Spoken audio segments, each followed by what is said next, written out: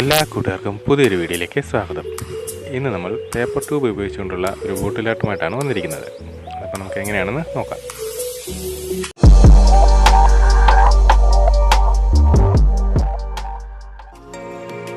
ബോട്ടിലൊക്കെ cap remove ചെയ്ത് നന്നായി വൃത്തിയാക്കി എടുത്തിട്ടുണ്ട്.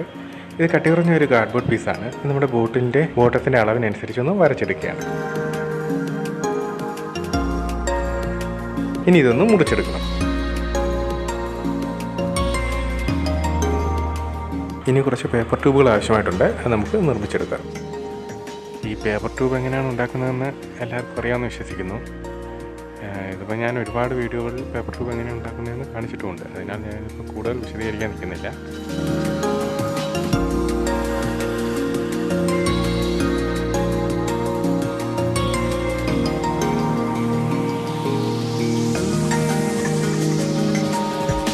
കട്ട് ചെയ്ത് വെച്ച കാർഡ്ബോർഡ് പീസിൽ കുറച്ച് ഗ്ലൂ അപ്ലൈ ചെയ്തതിന് ശേഷം നമുക്ക് ഈ പേപ്പർ ട്യൂബുകൾ അതിന് ചുറ്റുമായിട്ട് ഒട്ടിച്ചു കൊടുക്കേണ്ടതുണ്ട്.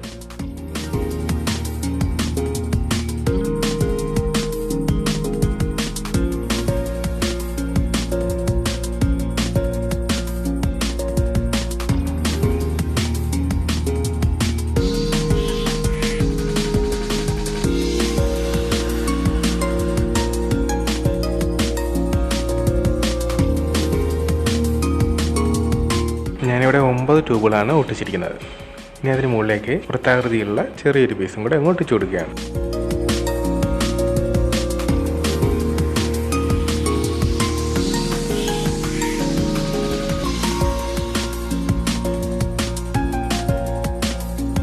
അതിന് മുകളിലേക്ക് അഡീഷണലായിട്ട് ഒരു പേപ്പർ ട്യൂബും കൂടെ അങ്ങ് ഒട്ടിച്ചു കൊടുക്കുകയാണ്.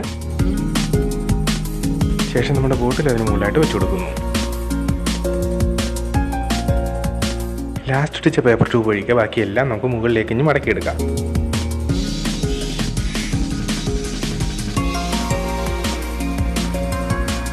ഇനി താഴേക്ക് കിടക്കുന്ന പേപ്പർ ട്യൂബ് ഒരു സൈഡിലേക്ക് മടക്കി അതിന് തൊട്ടടുത്തുള്ള പേപ്പർ ട്യൂബിന് മുകളിലും അടുത്തതിന് താഴെയും വരത്തക്ക രീതിയിൽ ആക്കിയെടുക്കുക. ഇനി ഈ വീഡിയോ കാണുന്ന കണക്ക് തന്നെ ഒന്നിടപെട്ട പേപ്പർ ട്യൂബുകൾക്ക് മുകളിലും താഴെയും വരത്തക്ക രീതിയിൽ ഇത് ചുറ്റിയെടുക്കുക.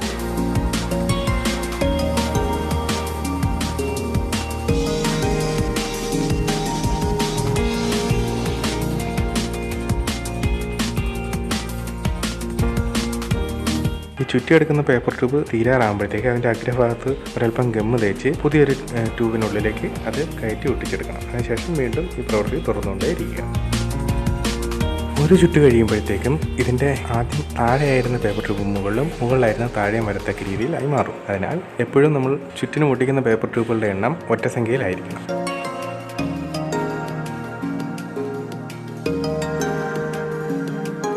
ഈ ബോട്ടിൽ കാണാത്ത രീതിയിൽ അടുപ്പിച്ച് തന്നെ ഇത് ചുറ്റിയെടുക്കണം.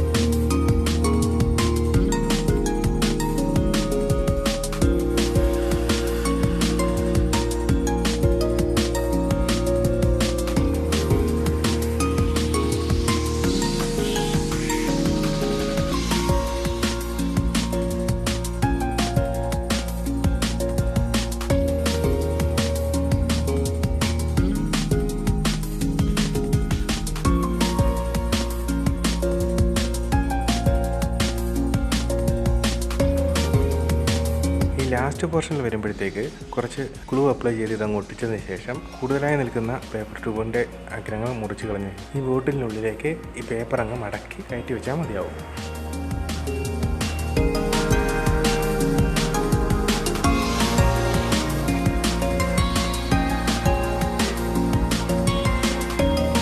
ഇതിപ്പോൾ നന്നായിട്ട് ഉണങ്ങിയിട്ടുണ്ട്. നമുക്കിനി ഇതിനകത്തോട്ട് കളർ ചെയ്യാം. ഞാനിപ്പോൾ ഗ്രീൻ ഇനാമൽ പെയിൻ്റാണ് ഇവിടെ ഉപയോഗിക്കുന്നത്.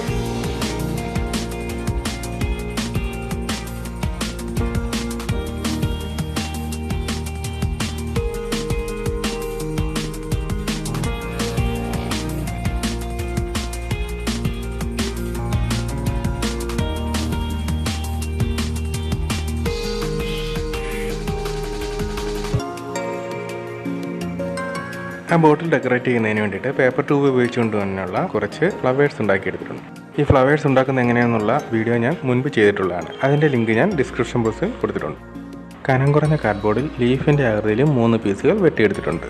ഇനി നമുക്ക് ഇതിനൊക്കെ ഒന്ന് കളർ ചെയ്ത് കൊടുക്കണം. ഈ ഫ്ലവറിന് ഞാനൊരു പേൽ കളറാണ് അടിച്ചു കൊടുക്കുന്നത്. അതാകുമ്പോൾ നല്ലൊരു ഷൈനിങ്ങും കിട്ടും.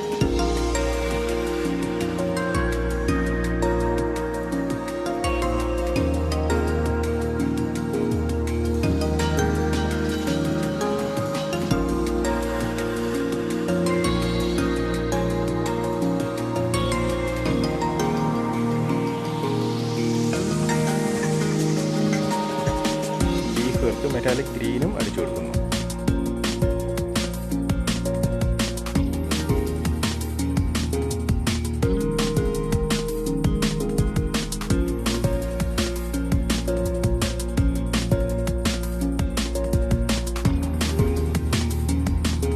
ഈ ബോട്ടിലേക്ക് ഒലീവ് ഷെയ്ഡിലുള്ള ഒരു മെറ്റാലിക് കളറും കൂടെ അപ്ലൈ ചെയ്ത് കൊടുക്കുകയാണ്. ഇതൊരു സ്പോഞ്ച് ഉപയോഗിച്ച് ഡ്രൈ ബ്രഷ് ടെക്നിക് രീതിയിലാണ് അടിച്ചു കൊടുക്കുന്നത്.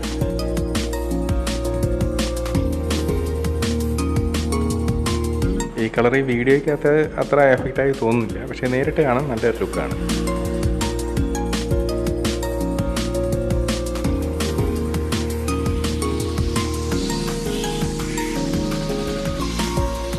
ഇപ്പോൾ ഈ കളറുകളെല്ലാം നന്നായിട്ട് ഉണങ്ങിയിട്ടുണ്ട്. ഇനി നമുക്ക് ഈ ഫ്ലവേഴ്സും ലീഫുകളും ബോട്ടിലേക്ക് ഒന്ന് ഒട്ടിച്ചു കൊടുക്കാം.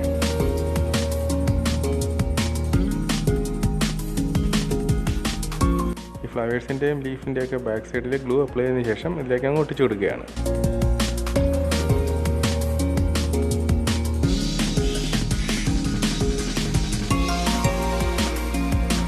ഒരു ഭംഗി കിട്ടുന്നതിന് വേണ്ടിയിട്ട് ലീഫിൽ ചെറുതായിട്ട് വെയിൻസ് കണക്ക് വരച്ചിട്ടുണ്ട്.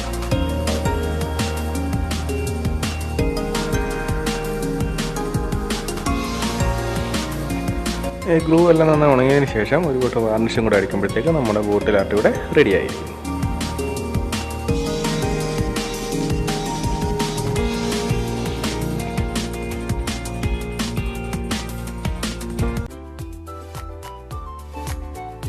അപ്പോൾ എല്ലാവർക്കും വീഡിയോ ഇഷ്ടമായെന്ന് വിചാരിക്കുന്നു. ഇഷ്ടമായെങ്കിൽ ഒരു ലൈക്ക് ചെയ്യുക, അല്ലെങ്കിൽ ഡിസ്ലൈക്ക് ചെയ്യുക. നിങ്ങളുടെ വിലയേറിയ അഭിപ്രായങ്ങളും നിർദ്ദേശങ്ങളും കമൻറ്റുകളായി രേഖപ്പെടുത്തുക. ഈ ചാനൽ ഇതുവരെ സബ്സ്ക്രൈബ് ചെയ്യാത്തവർ ഒന്ന് സബ്സ്ക്രൈബ് ചെയ്യുക. കൂടെ അടുത്തുള്ള ബെല്ലൈക്കനും കൂടി ഒന്ന് എനേബിൾ ചെയ്ത് കഴിഞ്ഞാൽ ഞാൻ ഇനി ഇടുന്ന പുതിയ പുതിയ വീഡിയോകൾ അപ്പോൾ തന്നെ നിങ്ങൾക്ക് നോട്ടിഫിക്കേഷൻ ലഭിക്കുന്നതായിരിക്കും.